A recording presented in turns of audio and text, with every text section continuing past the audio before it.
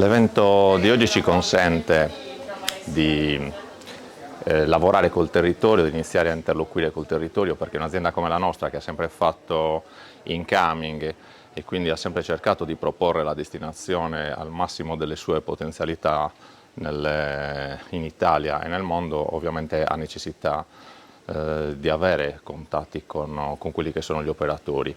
Allo stesso tempo abbiamo tutti quanti necessità di crescere. I momenti di formazione servono per far sì che ognuno nel proprio migliori le proprie capacità professionali, ma soprattutto come destinazione abbiamo necessità di ragionare come collettivo.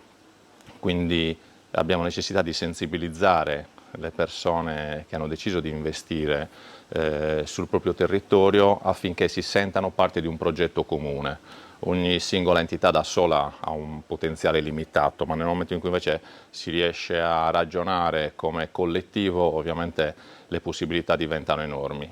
E noi che siamo operatori che vendono la destinazione hanno necessità che gli operatori si muovono in modo coerente, in linea con quelle che possono essere le esigenze del mercato e anche con quelle che sono le tecnologie che pian piano consentono al prodotto turistico di performare al meglio all'interno del mondo del turismo.